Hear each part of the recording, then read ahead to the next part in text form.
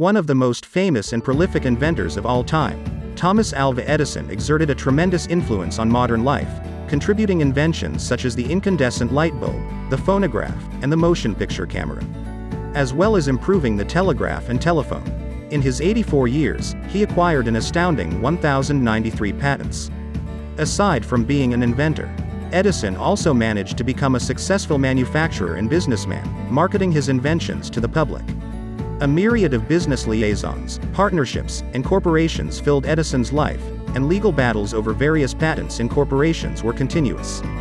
The following is only a brief sketch of an enormously active and complex life full of projects, often occurring simultaneously. Several excellent biographies are readily available in local libraries to those who wish to learn more about the particulars of his life and many business ventures. Edison's early years. Thomas Alva Edison's forebears lived in New Jersey until their loyalty to the British Crown during the American Revolution drove them to Nova Scotia, Canada. From there, later generations relocated to Ontario and fought the Americans in the War of 1812.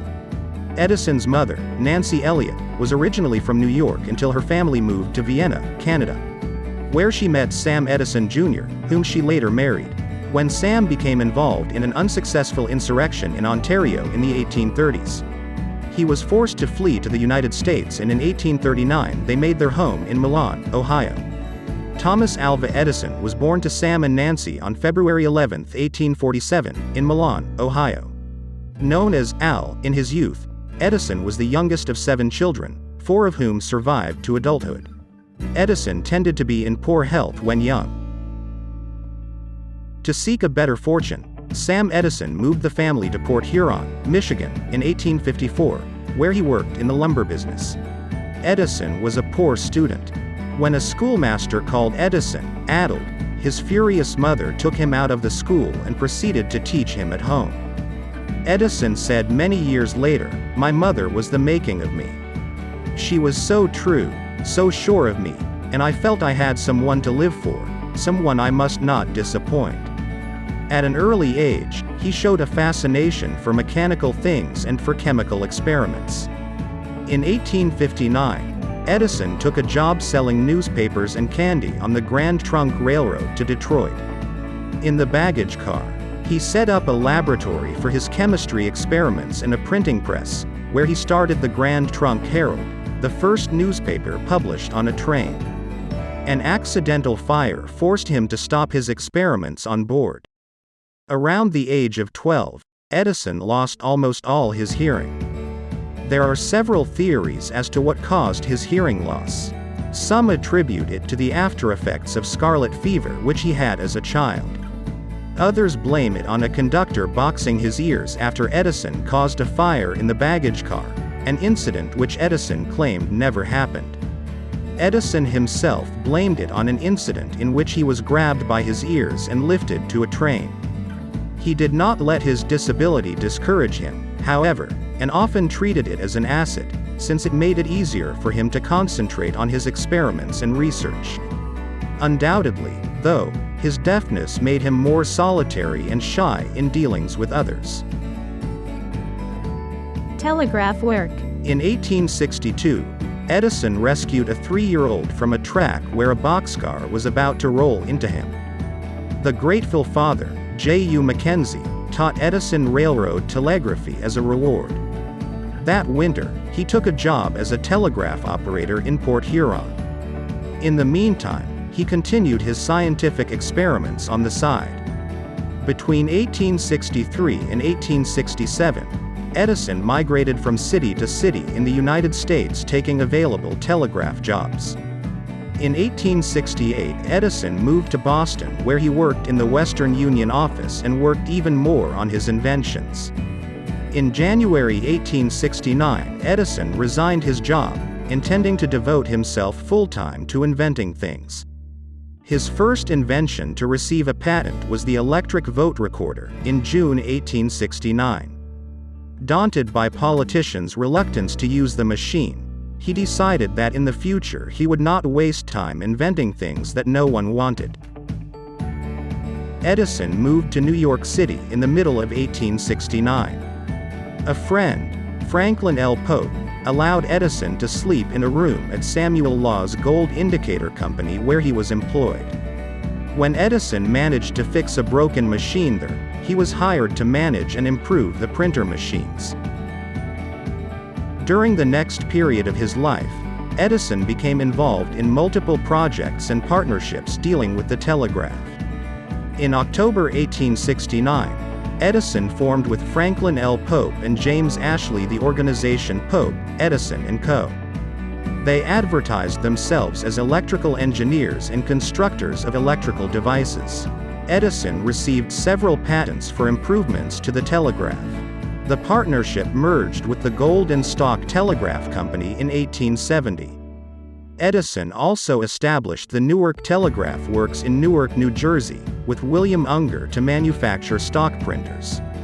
He formed the American Telegraph Works to work on developing an automatic telegraph later in the year.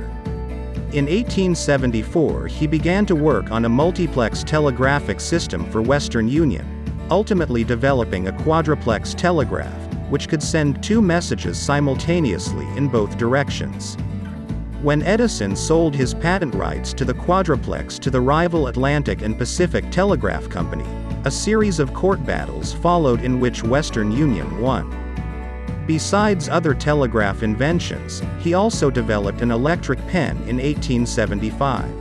His personal life during this period also brought much change. Edison's mother died in 1871, and later that year, he married a former employee, Mary Stilwell, on Christmas Day.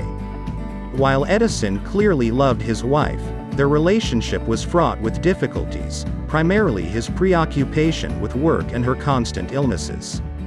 Edison would often sleep in the lab and spent much of his time with his male colleagues. Nevertheless, their first child, Marion, was born in February 1873, followed by a son, Thomas Jr., born on January 1876. Edison nicknamed the two dot and dash, referring to telegraphic terms. A third child, William Leslie, was born in October 1878. Edison opened a new laboratory in Menlo Park, NJ, in 1876. This site later became known as an invention factory, since they worked on several different inventions at any given time there. Edison would conduct numerous experiments to find answers to problems. He said, "I never quit until I get what I'm after. Negative results are just what I'm after. They are just as valuable to me as positive results." Edison liked to work long hours and expected much from his employees. In 1877, Edison worked on a telephone transmitter that greatly improved on Alexander Graham Bell's work with the telephone. His transmitter made it possible for voices to be transmitted at higher volume and with greater clarity over standard telephone lines. Edison's experiments with the telephone and the telegraph led to his invention of the phonograph in 1877. It occurred to him that sound could be recorded as indentations on a rapidly moving piece of paper. He eventually formulated a machine with a tinfoil-coated cylinder and a diaphragm and needle.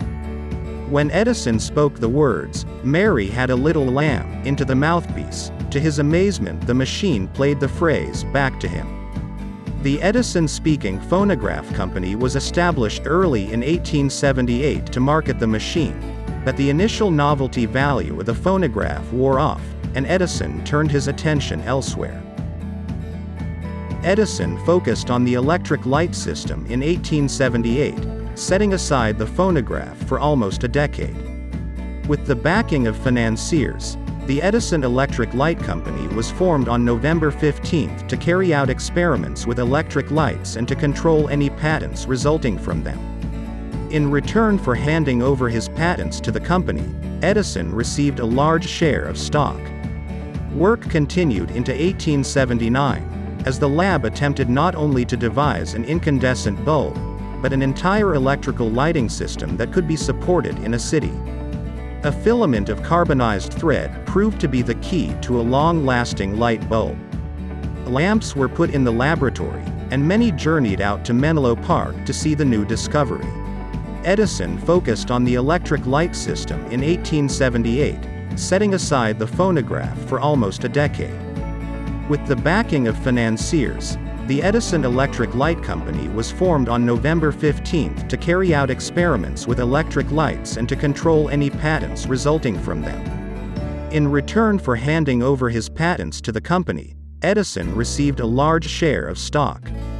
Work continued into 1879, as the lab attempted not only to devise an incandescent bulb, but an entire electrical lighting system that could be supported in a city. A filament of carbonized thread proved to be the key to a long-lasting light bulb. Lamps were put in the laboratory, and many journeyed out to Menlo Park to see the new discovery.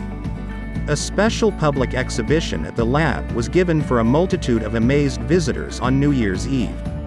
Edison set up an electric light factory in East Newark in 1881, and then the following year moved his family and himself to New York and set up a laboratory there. In order to prove its viability, the first commercial electric light system was installed on Pearl Street in the financial district of Lower Manhattan in 1882, bordering City Hall and 2 newspapers. Initially, only 400 lamps were lit. A year later, there were 513 customers using 10,300 lamps. Edison formed several companies to manufacture and operate the apparatus needed for the electrical lighting system. The Edison Electric Illuminating Company of New York, the Edison Machine Works, the Edison Electric Tube Company, and the Edison Lamp Works. This lighting system was also taken abroad to the Paris Lighting Exposition in 1881, the Crystal Palace in London in 1882, the coronation of the Tsar in Moscow, and led to the establishment of companies in several European countries. The success of Edison's lighting system could not deter his competitors from developing their own, different methods. One result was a battle between the proponents of DC current, led by Edison, and AC current, led by George Westinghouse. Both sides attacked the limitations of each system. Edison, in particular, pointed to the use of AC current for electrocution as proof of its danger. DC current could not travel over as long a system as AC, but the AC generators were not as efficient as the ones for DC. By 1889, the invention of a device that combined an AC induction motor with a DC dynamo offered the best performance of all, and AC current became dominant. The Edison General Electric Company merged with Thomson Houston in 1892 to become General Electric Company, effectively removing Edison further from the electrical field of business.